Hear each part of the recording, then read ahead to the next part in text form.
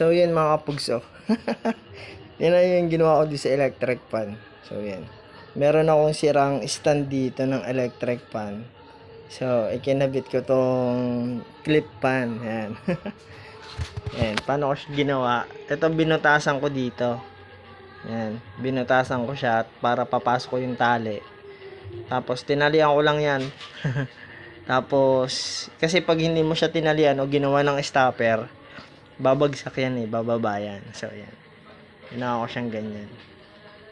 O, di ba? Para ka na may stand fan.